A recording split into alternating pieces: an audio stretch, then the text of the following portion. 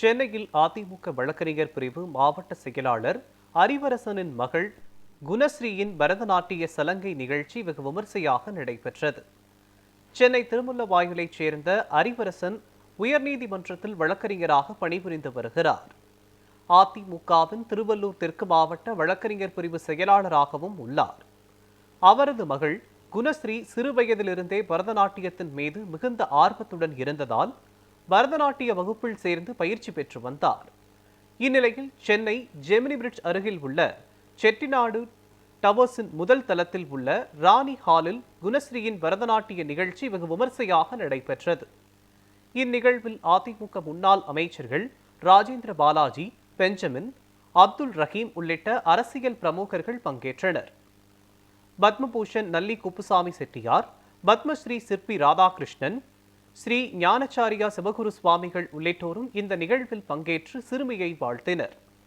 திரைப்பட இயக்குனர் SP முத்துராமன், கலைமாமணி ஏர்வாடி ராதாகிருஷ்ணன், ஜோதிட ரத்னம் KP வித்யாதரன், கலை வளர்மணி டாக்டர் சுமதி சுந்தர் ஆகியோரும் இந்நிகழ்வில் பங்கேற்றனர். இந்த பரதநாட்டிய நிகழ்வை முன்னாள் காவல்துறை IG ராமசுப்பிரமணியம், குருசக்தி போகர்தாஸ் சுவாமிகள், சேலம் மாவட்ட செயலாளர் R இளங்கோவன், திருவள்ளூர் தெற்கு மாவட்ட செயலாளர் V அலெக்சாண்டர், திருவள்ளூர் வடக்கு மாவட்ட செயலாளர் P பலராமன் உள்ளிட்டோரும் பங்கேற்றனர். செயலாளர்கள் திருவேற்காடு ப சீனிவாசன், ராயபுரம் மனோ, தமிழ்நாடு புதுச்சேரி பார் கவுன்சில் தலைவர் அமல்ராஜ், சென்னை உயர்நீதிமன்ற வழக்கறிஞர்கள் சங்க தலைவர் மோகனகிருஷ்ணன், துணைத் தலைவர் அறிவழகன், செயலாளர் கிருஷ்ணகுமார் உள்ளிட்டோரும் கலந்து கொண்டனர். பாஜக மாவட்ட தலைவர் அஸ்வின் குமார், பாமக மாவட்ட செயலாளர் ஆனந்த கிருஷ்ணன், தமிழ் மாநில காங்கிரஸ் மாவட்ட தலைவர் SRK மனோகரன் உள்ளிட்ட அரசியல் கட்சி நிர்வாகிகளும் கலந்து கொண்டனர். காளிகாம்பாள் கோவில் அறங்காவலர் குழு தலைவர் மற்றும் உறுப்பினர்கள், பள்ளி கல்லூரிகளின் தாளாளர்கள், பல்வேறு வகையான பிரமுகர்கள் கலந்து கொண்டு சிறுமியை வாழ்த்தினர்.